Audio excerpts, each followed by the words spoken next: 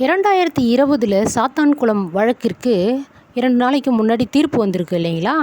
சரியான தீர்ப்பு வழங்கியிருக்கிறாங்க. ரொம்ப மகிழ்ச்சியாக இருக்குது.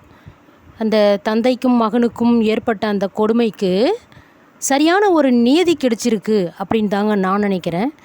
ஏன் இந்த மனிதர்களை துன்புறுத்தி சாவடிச்சா மட்டும்தான் இது போன்ற தீர்ப்பு வழங்குவீங்களா? ஏன் இந்த வாயில்லாத ஜீவராசிகள், தெருநாய்கள், ஸ்ட்ரீட் டாக்ஸ்லாம் எவ்வளவோ கொடுமைப்படுத்தி சாவடிக்கிறாங்களே, அவர்களையெல்லாம் அரெஸ்ட் பண்ணி இது போன்ற தீர்ப்பு வழங்குவதற்கு ஏன் முன்வர மாட்டேன்றீங்க? அவைகளும் ஒரு உயிர் தானே. இந்த உயிருக்கு கொடுத்த மதிப்பு சரியானது. அதுபோன்று வாயில்லாத ஜீவராசிகளுடைய உயிருக்கும் சரியான ஒரு தீர்ப்பு வழங்கணும் அப்படின்றதாங்க என்னுடைய கருத்து. ஒரு சட்டம் இயற்றினீங்கனாலே மக்கள் அவைகளை துன்புறுத்துவதற்கு கூட பயப்படுவாங்க. சட்டத்தை கொண்டு வரணும்.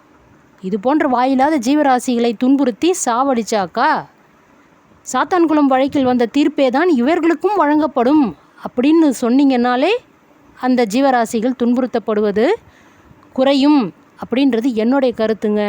அதிகம் பகிருங்கள். பிடிச்சிருந்தால் லைக் பண்ணுங்கள், கமெண்ட் பண்ணுங்கள்.